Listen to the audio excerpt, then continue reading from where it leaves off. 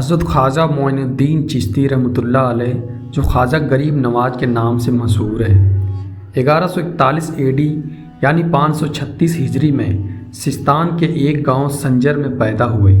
آپ کا سلسلہ نسب والد کی طرف سے امام حسین رضی اللہ تعالیٰ عنہ اور والدہ کی طرف سے امام حسن رضی اللہ تعالیٰ عنہ سے ملتا ہے، یعنی آپ حسنی حسینی سید تھے۔ آپ کے والد کا نام خواجہ غیاث الدین تھا، جو ایک نیک اور دیندار شخصیت تھے۔ خواجہ غریب نواز رحمۃ اللہ علیہ کی پرورش ایک دینی اور روحانی ماحول میں ہوئی۔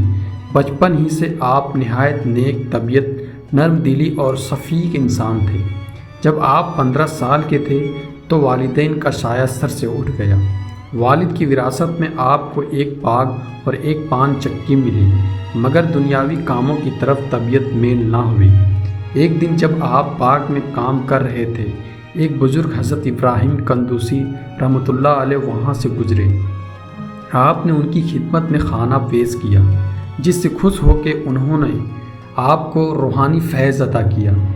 اس واقعے کے بعد آپ کی طبیعت دنیا سے بے رغبت ہو گئی اور آپ نے دین کی خدمت کا راستہ اختیار کر لیا۔ خواجہ غریب نواز رحمۃ اللہ علیہ نے ابتدائی تعلیم میں اپنے گاؤں میں حاصل کی۔ اس کے بعد روحانی علوم کے لیے آپ نے سمرقند اور بخارا کا سفر کیا۔ وہاں آپ نے ظاہری اور باطنی علوم میں مہارت حاصل کی۔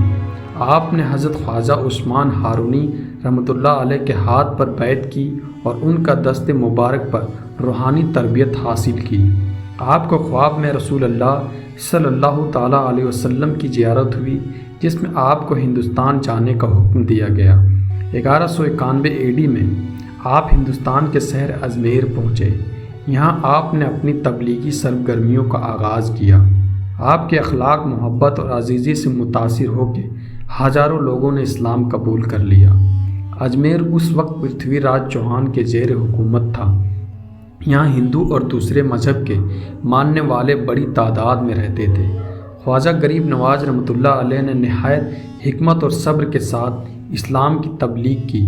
آپ کا کردار سے متاثر ہو کے کئی غیر مسلمانوں نے اسلام قبول کیا۔ آپ کی زندگی میں معجزات بھی دیکھنے کو ملے۔ کہا جاتا ہے کہ جب پرتھوی راج چوہان کے سپاہیوں نے آپ کو تنگ کرنے کی کوشش کی تو وہ اللہ کے حکم سے ان کی طاقت جیل ہو گئی۔ اس کے علاوہ آپ کی دعا سے کئی بیمار شفا یاب ہوئے اور آپ مشکلات میں گرے ہوئے لوگوں کی سکون ملا۔ خواجہ غریب نواز رحمۃ اللہ علیہ کا وصال 6 رجب 633 ہجری یعنی 1236 AD کو اجمیر میں ہوا۔ آپ کا مزار مبارک آج بھی اجمیر شریف میں موجود ہے، جہاں ہر سال لاکھوں عقیدت مند حاضری دیتے ہیں۔ دوستو، ایسے ہی تعلیماتی ویڈیو دیکھنے کے لیے ہمارے چینل کو سبسکرائب ضرور کر لیں۔